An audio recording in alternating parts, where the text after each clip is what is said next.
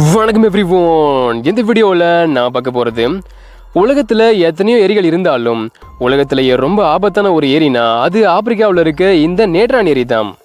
ரத்த சிவப்பு நிறத்தோடு இருக்க இந்த ஏரியானது இங்கே இறந்து போகிற எல்லா விலங்குகளையும் கல்லா மாத்திர மாயாஜாலத்தோடு இருக்கு. ஏன் இந்த ஏரி சிவப்பு நிறத்தோடு இருக்கு? இறந்து போகிற விலங்குகளை எப்படி இது கல்லா மாற்றுது? வாழவே முடியாத இந்த ஏரியில் எப்படி பூனாரைகளால் மட்டும் வாழ முடியுது அப்படின்னு நேட்ரான் ஏரி பற்றின பல உண்மைகளை இந்த வீடியோவில் பார்க்க போகிறோம். வாங்க வீடியோக்குள்ளே போகலாம்.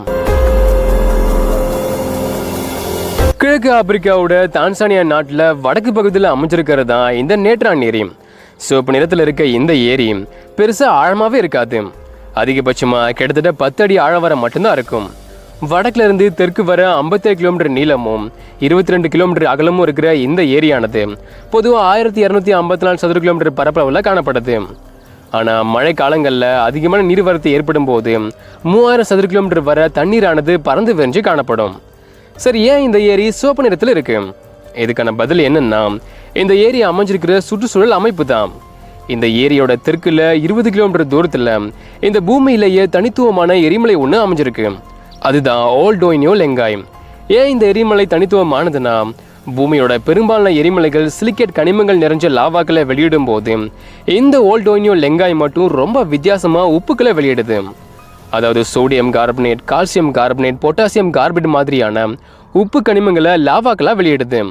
அதனால தான் பூமியிலேயே உப்புக்களை வெளியிடுற ஒரே கார்பனேட்டட் எரிமலையா இந்த ஓல் டோய்னியோ லெங்காய் இருக்கு.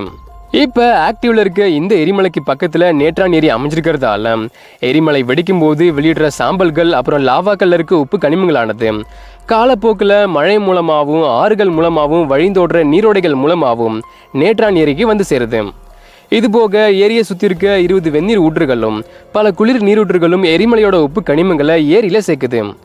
ஏரியோட வடக்குல இருக்க ஈவோசோ நிரோ நதியும் வடமேற்குல கலக்கிற பின்னினி நதியும் நேட்ரான் ஏரிக்கு தண்ணீரை கொண்டு வந்தாலும் தென்மேற்குல இருக்க எங்கரேசெரோ நதியானது ஓல் டோய்னியோ லெங்காய் எரிமலையை கடந்து வந்து அதோட உப்பு கனிமங்களை நேட்ரான் ஏரியில கலக்க வைக்குது. இப்படி ஓல் டோய்னியோ லெங்காய் எரிமலை வெளியிடுற உப்பு கனிமங்களானது பல முனைகள் இருந்து நேட்ரான் ஏரிக்கு வந்து சேருது.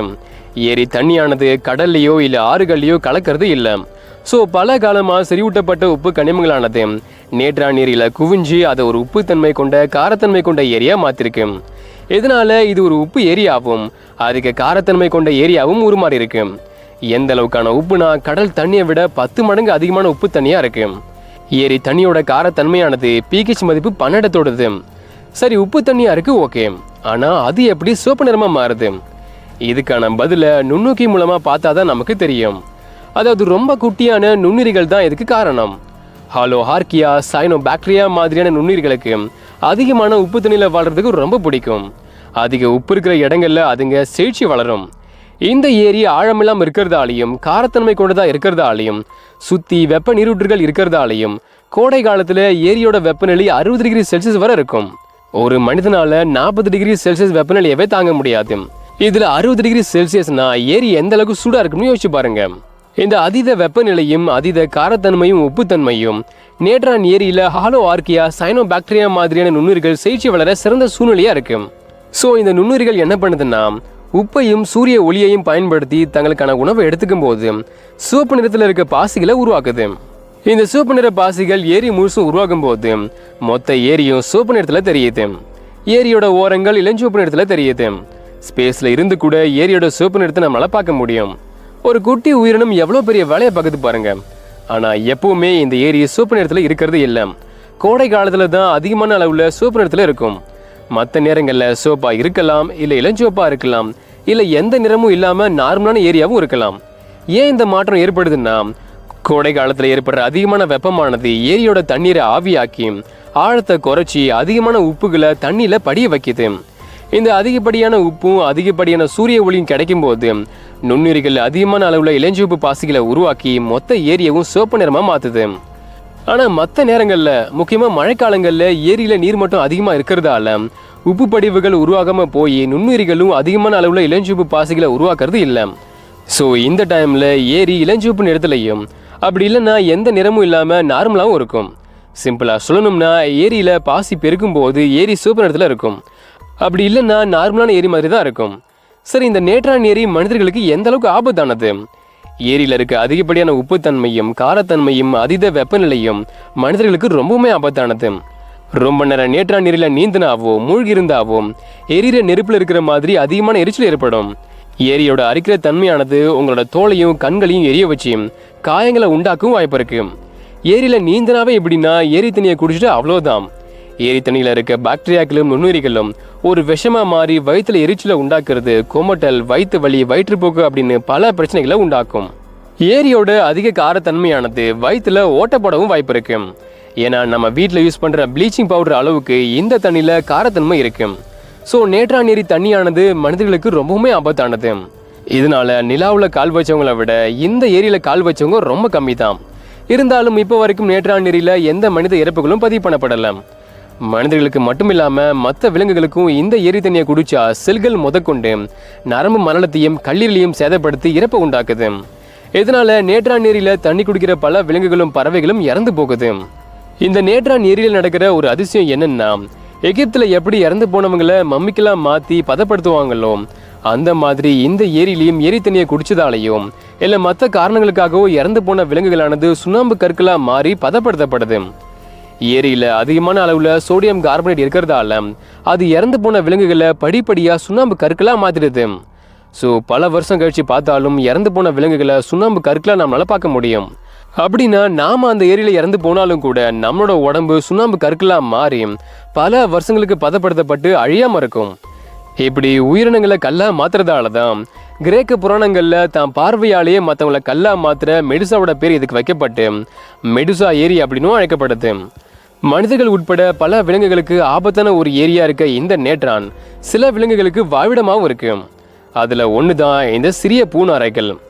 பூமியில் இருக்க 75% சிறிய பூநாரைகளுக்கு இந்த ஏரி தான் மிகப்பெரிய ஒரு முக்கியமான இனப்பெருக்க தலமாக இருக்கு. வருஷத்தோட வறண்ட காலங்களான ஆகஸ்ட்லேருந்து அக்டோபருக்கு இடையில நேற்றான் ஏரியில் கிட்டத்தட்ட 25 லட்சம் சிறிய பூநாரைகள் கூடுது. ஏரியோட தென்கிழக்கில் ஆழமில்லாத சேத்து பகுதியை பயன்படுத்தி தரையில் கூடுகளை கட்டி இணை சேர்ந்து முட்டைகளை போடுது. மழைக்காலமான நவம்பரில் குஞ்சுகள் பொரியுது. குஞ்சுகள் பெருசான உடனே மொத்த சிறிய பூநாரைகளும் நேற்றான் ஏரியை விட்டு கிளம்புது. அப்புறம் மறுபடியும் கோடை காலத்தில் ஏரிக்கு திரும்புது. ஏன் இந்த ஃப்ளமிங்கோஸ் நேற்றான் ஏரியில் இனப்பெருக்கத்தில் ஈடுபடுதுன்னா இதுக்கு 2 முக்கிய காரணங்கள் இருக்கு. ஒன்று பாதுகாப்பு, இன்னொன்று உணவு. அதிக உப்புத்தன்மை காரத்தன்மை அரிக்கிற தன்மையோட இருக்கிற இந்த ஏரி வேட்டையாடி விலங்குகளை உள்ள வராமல் தடுத்து ஃப்ளமிங்கோஸை பாதுகாக்குது. அப்புறம் நுண்ணுயிரிகளால் உருவாக்குற சிவப்பு நிற பாசிகள் ஃப்ளமிங்கோஸ்க்கு நல்ல உணவாகவும் இருக்கு. இந்த பாசிகளை சாப்பிட்டு தான் ஃப்ளமிங்கோஸோட நிறம் இளஞ்சிவப்பு நிறமாக மாறுது. மற்ற விலங்குகளை பாதிக்கிற ஏரி தண்ணி ஏன் இந்த ஃப்ளமிங்கோஸை பாதிக்க மாட்டேங்குதுன்னா ஃப்ளமிங்கோஸோட கால்களில் இருக்க கடினமான தோலும் செதில்களும் ஏரியோட அரிக்கிற தன்மையிலிருந்து அதை பாதுகாக்குது. ஏரியோட உப்பு தண்ணியை குடித்தாலும் அதில் இருக்க அதிகப்படியான உப்பானது மூக்கு ஓட்டைகள் வழியாக வெளியேற்றப்படுது.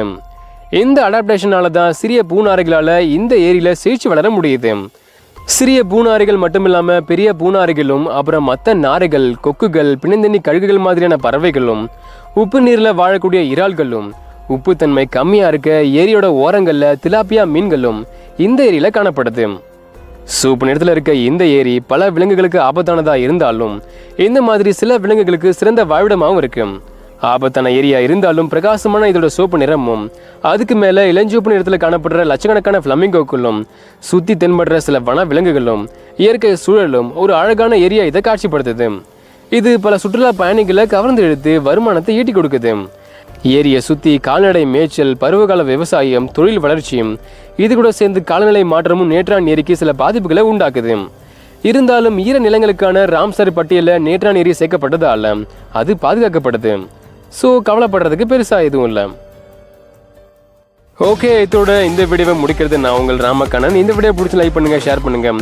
நேற்றான் ஏரியா பற்றியும் இந்த வீடியோ பற்றியும் உங்களோட கருத்துக்கள் என்ன அப்படின்னு கமெண்ட் பண்ணுங்கள். மறக்காம போய் ஒரு சேனலுக்கு சப்ஸ்கிரைப் பண்ணுங்கள். நெக்ஸ்ட் வீடியோவில் மீட் பண்ணலாம்.